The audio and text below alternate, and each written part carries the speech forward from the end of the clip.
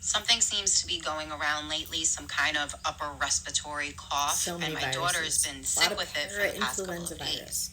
It's not COVID, it's not the flu, it's not RSV, it's not anything like that. But she'll get in these coughing fits, right? And nothing seems to work. I gave her honey, I gave her tea, I sat her in front of a humidifier. Marshmallows. I know. I know. Apparently, the gelatin in the marshmallow helps to suppress the cough. Not suppressing the I cough. am mind Yes. blown right now.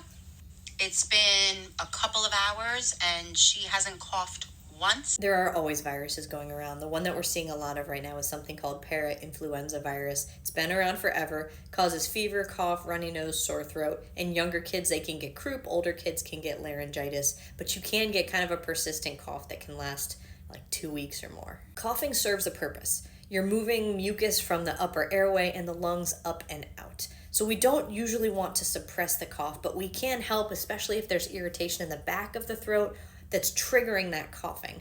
And a lot of times, kind of toward the end of the illness, when you've got that dry hacking cough, that things like jello juice and marshmallows can be an awesome choice to help soothe that tissue back there. First line treatment for coughing: nasal saline, suction in little kids, irrigation for bigger kids, a spoonful of honey if you're over 12 months old, and things like a humidifier. Red flag symptoms include respiratory distress, color change, difficulty breathing, altered mental status, dehydration, or other symptoms that you're concerned about. Time to head to the ER.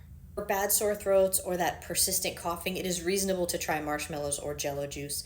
Marshmallows should not be given to infants or young toddlers because it is a choking hazard. At this point, I haven't seen any evidence to support using marshmallows or jello juice, but the risk is pretty low, so it's reasonable to give it a shot.